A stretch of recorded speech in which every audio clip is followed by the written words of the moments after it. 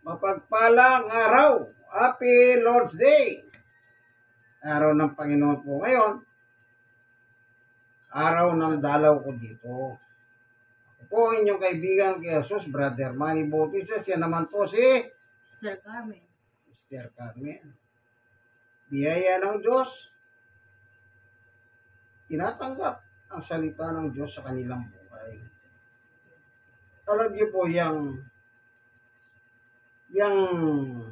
tanggapin mo yung mga ngaral sa tahanan mo, isa na pong pagpapala yan. Yan tanggihan mo, ay delikado ka. Delikado ka. Kasi atid sa'yo, mabuting balita. Pero pag dumating yung kapitbahay mo, may dala, chismis lang. Ba't mo pinagtsatsagaan? Kasi chismis. Di ba sabi nila, masarap sa tenga yan, chismis yan. Alin kaya masarap? Yung makapakinig ka na sa salita ng Panginoon? O yung chismis?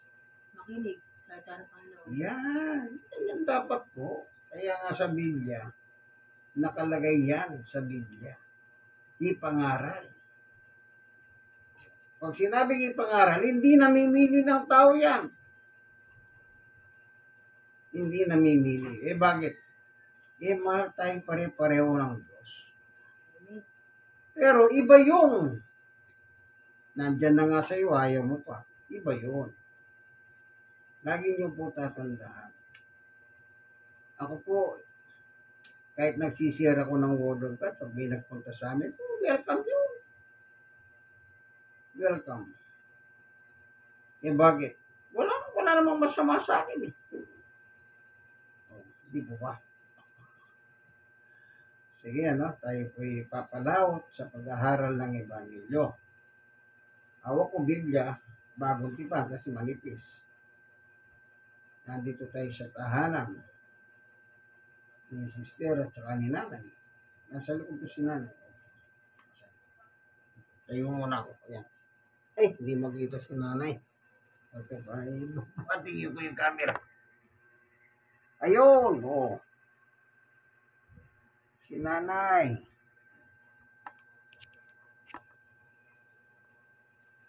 Yan. Pero bago tayo tuloy ang papalawot, tayo muna iingi ng tulong sa Diyos. Siyang maggagabay sa atin. Bakit? Salita niya, papaksayin natin eh. Di mo ba? Manalangin tayo sa Diyos. Panginoon Diyos, aming Ama, minsan pa kami po'y lumalapit sa iyo. Hindi upang kung ano pa man, kundi gabayan mo kami sa bubulay ng iyong salita na hayos sa Biblia. Gabayan mo kami, bless mo po ang mga nanonood na nakikinig ng video ito. Sa ngalan ng ating Panginoong Yesus. Amen. Kaya napakahalaga po ang mabuting balita o ang salita ng Diyos. Kung walang halaga ito ba't hindi na ako magtsatsaga? Sipin nyo, wala naman ako sweldo rito. Wala. Volunteer lang. Bumabagyo. Kagaya nga kahapon Sabi ng isa, Pastor, bumabagyo na. Ba't di ka nalang manahimik muna sa inyo? Kita nyo, makakarinig ka pa ng gano'n. Imbis na i-appreciate nila yung pagdalaw ko sa kanila. Yung sabi, dapat manahimik ka na lang, bumabagyo na Naalala ko doon, meron din nagsabi sa akin ganyan, sa Irona naman. Pastor, sabi niya, bahana, bumabagyo na, pumapasal ka pa rito. Kita nyo? Alam niyo po, ang Ebanghelyo kasi walang pinipiling panahon. Anumang panahon. Kaya sabi sa Biblia, ipangaral. Na sinabing ipangaral, hindi sinabi pag bumabagyo, huwag kayong mangangaral Pag may pandemic, huwag kayong mangangaral. Hindi. Alam niyo po ba nung pandemic? Lumalabas ako nung araw na may pandemic.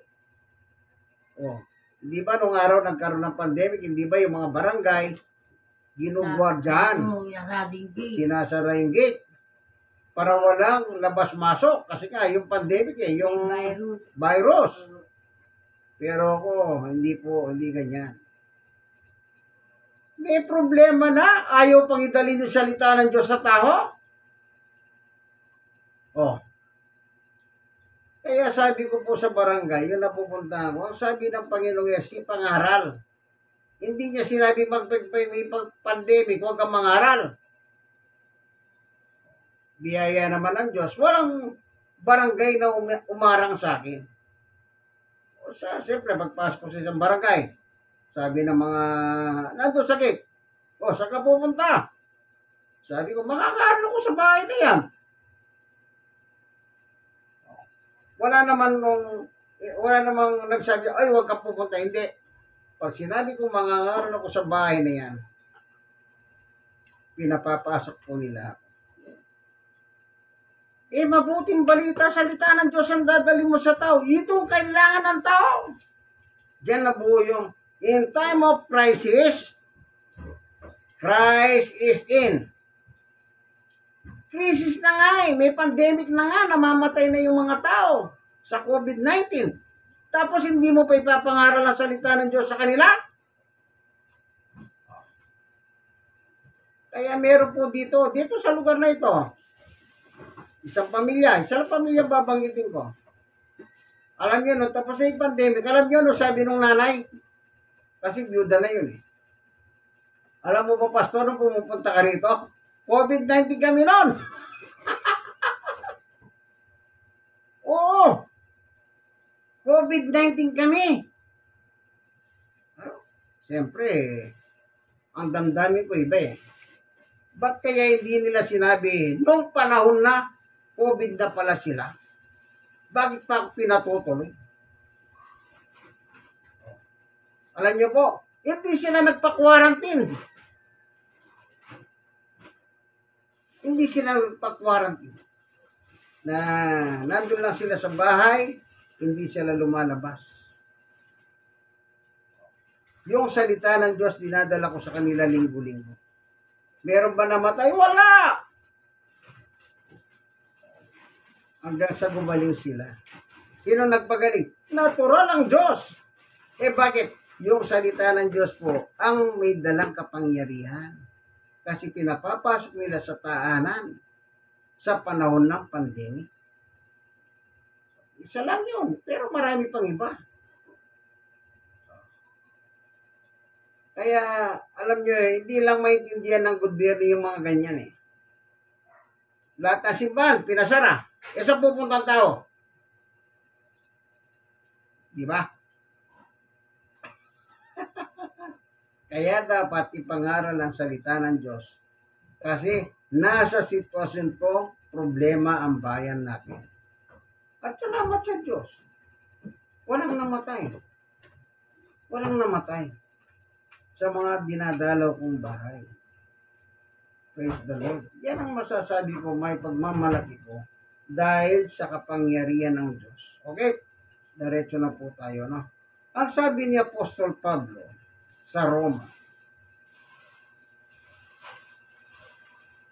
chapter 1, verse 16. Basahin po natin, no? Ang sabi ni Apostol Pablo sa kanyang panahon, ang kanyang epistola ay ito. Hindi ko ikinahiya ang mabuting balita tungkol kay Kristo, sapagkat ito ang kapangyarihan ng Diyos sa ikaliligtas ng bawat sumasampalataya. Isipin niyo po, anong bisa ng salita ng Panginoon kapag dinala mo sa tao? Salvation? May sakit ka? Bahala ang Diyos dyan.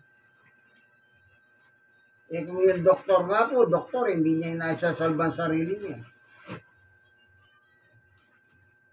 Meron akong kakilalang doktor.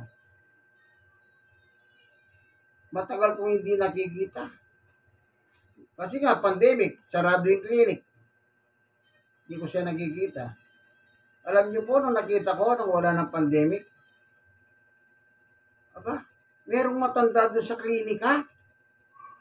Sabi ko, sino kaya yung matandang ito? Sukat ba naman yung matanda? Pala na yung sinasabi kong matanda. Eh, yun na pala yung doktor. Biglang tumanda. Kinausap ko, bakit? Sabi ko, Dok, ang tanda mo na, anong nangyari sa'yo? Nung malumanay siya nagsasalita, pa rin mga salita niya, nabago na rin. Muntik na akong mamatay, sabi niya. Tinamaan akong COVID-19. Alam mo ba, doon sa ospital kung saan kami nakakompine, may git kaming 100. 132 yata yung binanggit niya. Ako lang ang hindi namatay. Isipin nyo, doktor ha? Yung kasama niya nakakompine sa isang ospital, patay. Sa COVID-19, ako lang. Kaya nung nakita ko, kaya pala nagbagong itsura mo. Naging matanda ka na. Oo nga sabi niya. Dahil doon sa COVID-19. Kaya nagpahinga ako ng gusto, sabi niya. Kaya nung wala ng COVID, yun na, doon ko nakita. O sipin mo, doktor ha. Pero ang salita ng Diyos, anong sabi ni Pablo? This is the power of God unto salvation. Amen! Kaya yung bahay na pinuntahan ko, muntik pa akong magalit sa kanila eh. Eh bakit? Eh COVID-19 na pala sila, hindi sila kumikibo. Hindi ba no sinasabi nila, baka nakausap mo, carrier ng COVID-19, tapos nakausap mo yung nakausap mo, may lilipat mo ron. Di ba ganun ang sinasabi ng mga doktor nung araw? Parang paasa. Kaya nga, walang pwedeng pumasok sa bahay. Tapos meron pang isang bahay na pagpasok ko, Pastor, alcohol muna ako. Sabi ko, gusto niyo inumin ko na lang yung alcohol eh. Akala mo ba pag nag-alcohol ka, hindi ka tatablan ng COVID? Di ba kung yumaman yung mga kumpanya ng alcohol? Punas dito, punas dito. Hindi natural, madaling maubos ang alcohol. Spray. Alcohol sa kamay. Di ba? Sabi ko, hindi, inumin ko na lang. Natatakot po sila.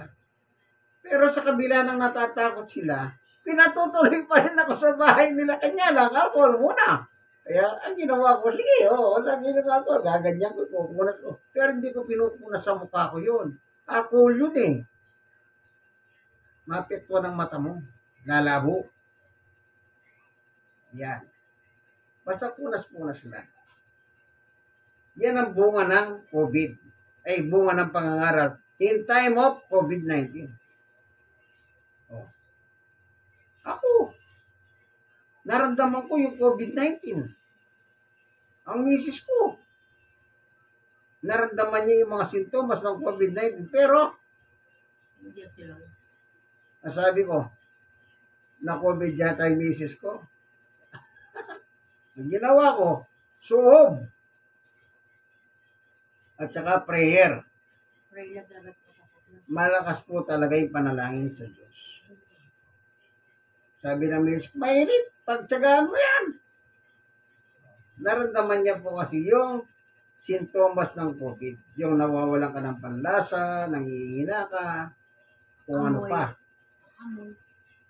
Ganon din po ako. Sabi ko, mukhang COVID yata yung tumama sa akin ha. Akala, yun lang ang sinasabi ko, pero hindi ko sinasabing COVID ako. Pero hindi naman po ako, yung sinasabi sintomas ba, hindi ko naman naranasan yun eh. Kaya, tuloy-tuloy. Ayan. Yan po ang bunga ng pangangaral. Hindi ka pababayaan ng Diyos.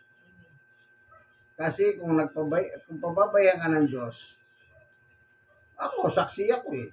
Mga bahay na pinupuntahan ko eh. Marami akong bahay na pinupuntahan. Barangay. Pero may harap. Pero pag ginausap ko naman, pinatutuloy ako. Yun ang biyaya naman ng Diyos na hindi po ako napahinto sa barangay. Tuloy-tuloy lang po ako ng pagbabahagi ng mabuting balita ng Diyos. Walang iba kundi yung salita niya. Kaya sabi ni Pablo, this is the power of God unto salvation. Tingnan po natin yung sa Roma. Roma sa 1. Ang akala ng iba, pagka nagkaroon ka ng COVID, ayan na, kinarma na. Pag gano'n sila. Ganyan ang tao eh. Ayan, kinakarma na. Hindi ba gano'n? O baka kayo, kaibigan, nanonood ng video. Mahilig din kayo sa salitang karma. Anong sabi sa 1:17? Tingnan nga natin ano nakalagay. Basahin mo natin. Sapagkat sinugo ng Diyos ang kanyang anak, si Jesus. Hindi mo pangatulan, parusahan ang salibutan, ang mga tao po, binubuo sa libutan. Kundi upang iligtas ito sa pamamagitan niya. No, kita nyo? Hindi po naparito si Jesus, so hindi siya sinugo ng Diyos dito sa ibabaw ng lupa upang parusahan ng mga tao. Kasi po nung araw may nakausap ako, stroke siya. Sabi ko, kumusta ka na brother? Kako. Ito, sabi niya. Kasi may hawak na saklay. Inagpatungkod. Sabi ko, ano sakit mo? Na-stroke ako. Ba't ka naman na-stroke ako? Pinaparusahan ako ng Diyos. O, kita nyo? Pati Diyos dinamay. Sabi ko, brother, pati Diyos naman dinamay mo. Ngayon, tanong ko sa kanya, ilan taon ka ng stroke? 5 taon na. Iyan bang pinaparusahan ng Diyos? Hanggang ngayon, buhay ka pa? 5 taon, buhay ka pa? Ito, kausap kita. Ako, stroke din ako. Ilan taon na? 5 taon. Pareho tayo. Pero hanggang ngayon, ito, buhay pa ako. Brother, kako hindi tayo pinaparusahan ng Diyos na kagaya na sinasabi mo. Kaya tinanong ko siya, bakit? Nung hindi ka na-stroke, ano bang buhay ginagawa mo? Siyempre, alam mo na, hindi to, inom to, bisyo rito, bisyo rito. Kaya ka pala na-stroke bisyo ka eh. Husay. Di ba? Yun ang rason bakit siya na-stroke dahil sa bisyo. Abusado. Alam niyo po, kung minsan, akala ng tao, kaya ko yan. Akala mo, kaya mo. Pero pag siningil ka ng pang-aabuso mo sa iyong sarili, wala na. Alam nyo, hindi po, kaya ito nakalagay yung, hindi sinugo si Jesus dito sa ating mundo para parusahan ng tao. Hindi po naman marusang Diyos na taong buhay. Ang gusto ng Diyos, yung mga taong buhay, magsisi para sila po mapatawad sa kasalanan. Equals salvation. Ayan ang nakalagay eh. Ulitin nga natin. Sapagkat sinugo ng Diyos ang kanyang anak si Jesus, hindi upang atulan maparusahan ng sanlibutan, kundi upang iligtas ito sa pamamagitan ni Jesus. Ang input talaga ng pangangaral, iligtas tayo. Yung pagpapagaling, secondary na lang yan. Tandaan nyo kayo lalo na yung mga may sakit nanonood dyan sa inyo baka sabi, magreklamo, ay ba't hanggang ngayon may sakit pa ako, hindi ko gumagaling. Huwag kayong magreklamo. Papil ng Diyos yan, ang pagpapagaling. Hindi nyo lang kasi ma-appreciate po ang Diyos eh. O kagaya nga nung natanong ko siya, Larry ang pangalan. Ano ba pangalan mo? Ako, Larry. O Larry, huwag mo na masabihin ng Diyos may gawaan sa iyo yan. Na kaya ka na-stroke, pinarusahan ka ng Diyos. Hindi, abusado ka kako. Nagbibisyo ka pala eh.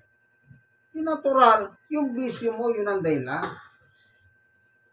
Ngayon, yung pagpapagaling ng Diyos, nasa Diyos po pagpapagaling, wala sa kamay natin. Wala sa doktor. Di ba yung kinuwento ko sa inyo, doktor? Kung doktor yun COVID-19, pero yung mga kasama niyan doktor, professional. Iba doon, yung mga iba doon, hindi doktor, mga professional. May pera, kaya nasa isang ospital sila. Pero namatay din po sila. Pero siya, nabuhay siya. kung gusto niya mabuhay siya, hindi nabuhay siya talaga. Ang Diyos po nagpapasya ng buhay natin. Ang Diyos ang may hawak ng buhay natin. Yung sa chapter 38 na lang ng Isaias, wala kasing lumanti pa nito eh. Yung haring si Sakeo, yung isang hari doon. Oh. Mamamatay na lang, ang sabi ng Diyos, hindi ka muna mamamatay, dadagdagan ko ang buhay mo ng 15 araw, 15 years, o 15 years. Ang Diyos po nagdadagdag ng buhay, ang Diyos din po bumabawi ng buhay. Yung buhay natin ito, pairam lamang ng Diyos, at habang tayo nabubuhay sa lupa, gamitin natin ang Diyos upang ang Diyos ay maparangalan. Hindi upang sisihin ng Diyos. Tingnan nyo. Yung iba kasi pag may sakit, ba't naman hanggang ngayon, Panginoon, hindi pa ako gumagaling? Para baka sinisisi mo ang Diyos? Hindi po. Kaya kung tutusin nga, ako nga, pwede naman ako magreklamo sa Diyos eh. Oh. Nangangaral na ako nung pa. Oh. Tapos, na-stroke ako. Sinisi ko ba ang Diyos? Hindi. Basta ako, tuloy pa rin ako sa panalangin sa Diyos. Kasi siya naman po may kontrol ng buhay. Alam niyo, pag babawin ng Diyos ang buhay mo, wala kang magagawa, kaibigan. Kahit anong lusog mo. Pag kukunin ka na ng Diyos, wala kang magagawa. Anong gawin mo? Ito. O, basahin natin ha. Unang Korinto 6:19. Sabi ni Pablo, ang inyong katawan ay hindi talagang inyo, kundi sa Diyos. O, katawan ko, katawan nyo. Katawan natin lahat. Atin ba yan? Sa Diyos. Oh, kaya pag gusto lang kunin ng Diyos yan, wala tayong magagawa, kaibigan. Pero hanggat pinapahiram ng Diyos ang katawan na yan, tuloy, sa verse 20, kaya't gamitin ninyo ang inyong katawan, yung pag-ahari ng Diyos sa katawan niya, katawan natin, upang maparangalan ng Diyos. Yung pala eh, gagamitin natin ang katawan natin upang ang Diyos maparangalan natin sa pamamagitan ng katawan na pinapahiram lamang sa atin. Purihin ang Panginoon. Dapat gagamitin natin sa Diyos ang ating katawan upang siya ay mapapurihan ng ibang tao. Iba-ibang ginagawa ng tao eh. Ang katawan nila pinagagamit kay Satanas. Siya burito, siya doon. Bisyo rito, bisyo doon. O sino natutuwa nyo, napaparangalan? Ang Diyos ba o si Satanas? Si Satanas. Kaya nangyayari, sabi ni Satanas, okay ka bata, sige, droga pa more.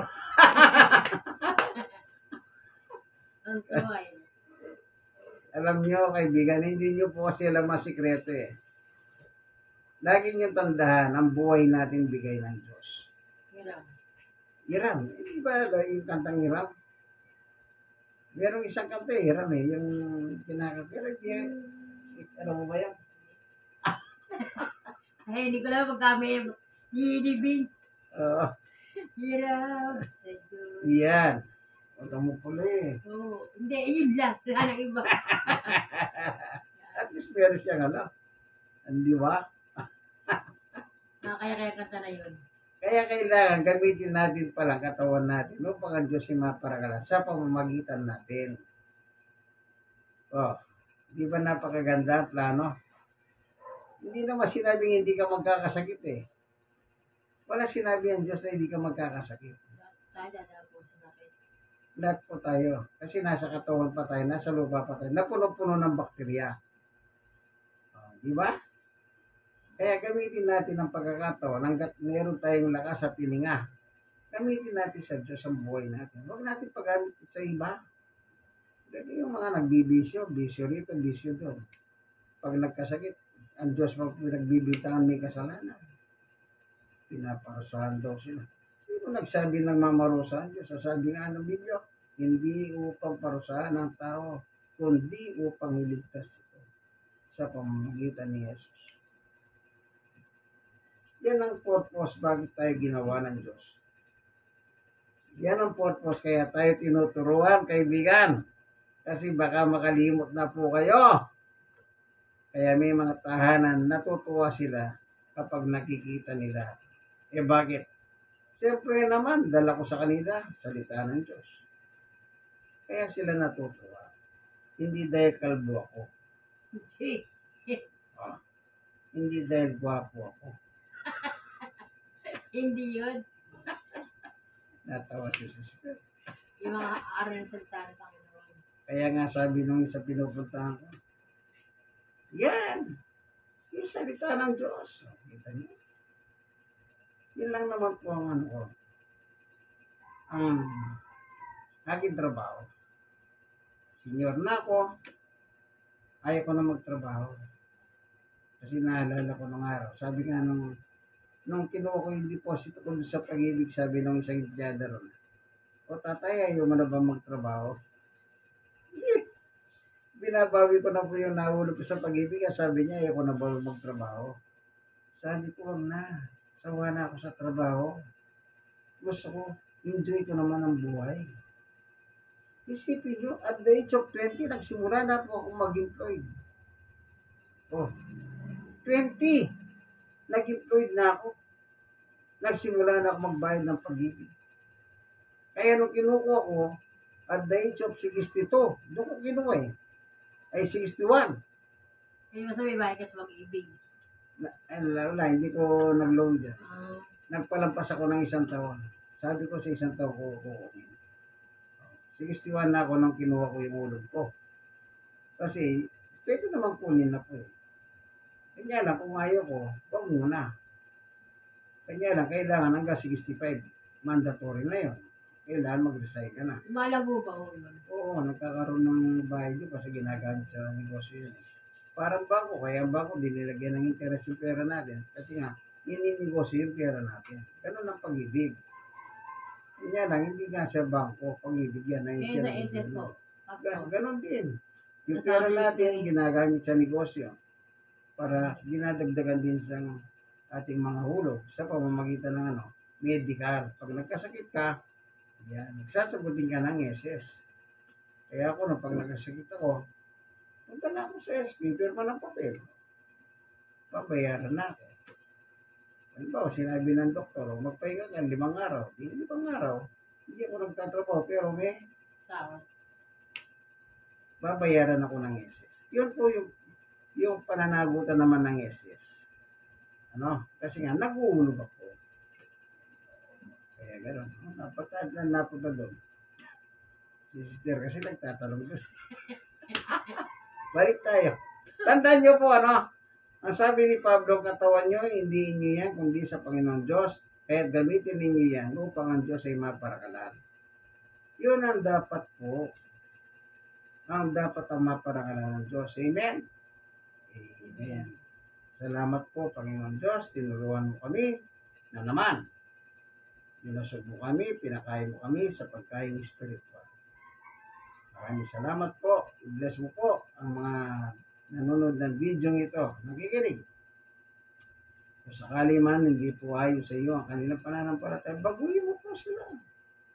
Tanging ikaw lang po pwedeng magpabago sa isang tao. Kami, wala po kaming kakayahan na magbago. Kasi kung meron lang dito, sana nagbago po kami lahat.